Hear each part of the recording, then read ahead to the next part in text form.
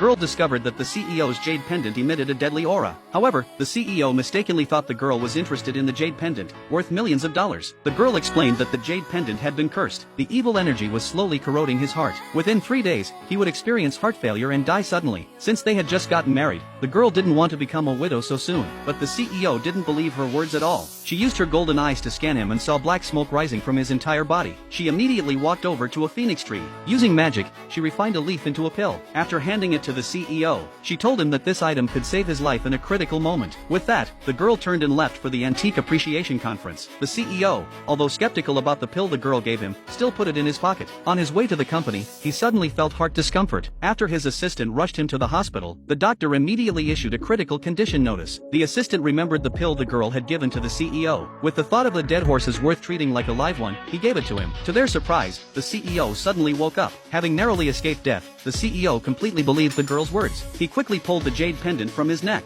Then, following the girl's previous instructions, he placed the jade pendant into the stone box to stop the fury emanating from the jade pendant, and ordered his assistant to take him to the Antique Appreciation Conference to find the girl. Meanwhile, the girl arrived at the Antique Appreciation Conference, hoping to find her long-lost parents through the live television broadcast. Unexpectedly, she bumped into a man on the way. The man noticed the jade pendant around her waist and found it familiar. He immediately called his boss, telling them that he had found the daughter they were looking for. Upon hearing that their daughter was at the Antique Appreciation Conference, the boss and his wife quickly rushed to the venue. After the Antique Appreciation competition began, each participant had to select an antique, which would then be appraised by senior experts to evaluate its value. The one with the highest value would win a $10 million prize, and become the exclusive appraiser for the company. However, the girl only cared whether her parents would see her. On the way to the conference, the wealthy couple saw two girls of similar age on the live broadcast. They weren't sure which one was their daughter, so they decided to go to the conference site first. At that moment, the girl and an old classmate chose the same Buddha head. Since the rules of the competition prohibited selecting the same antique, the old classmate had to choose another one.